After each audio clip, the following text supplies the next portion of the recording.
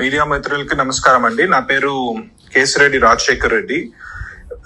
Last few days నుంచి మీడియాలో నా గురించి వస్తున్న మిస్ఇన్ఫర్మేషన్ గురించి అడ్రస్ చేయాలని చెప్పి ఈ వాయిస్ రికార్డింగ్ పంపిస్తున్నాను.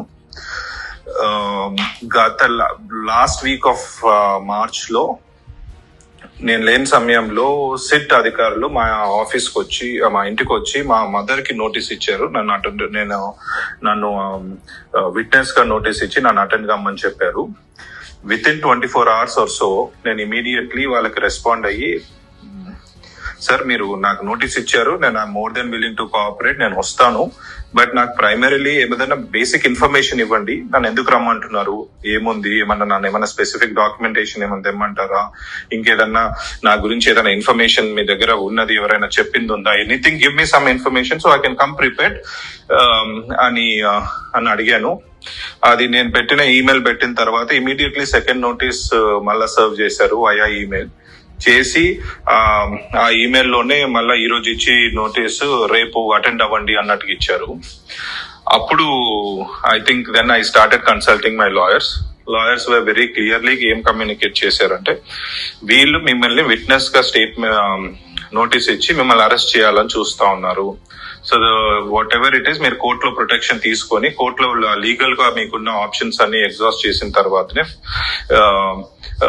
నోటీస్ కి అడ్రస్ చేయడం బెటర్ అని అన్నారు. సో వాళ్ళు పంపించిన నోటీస్ ని ఆల్రెడీ మనం హైకోర్టులో ఛాలెంజ్ చేశాము. హైకోర్టు రీజనబుల్ టైం ఇచ్చి పిలవండి అని చెప్పింది.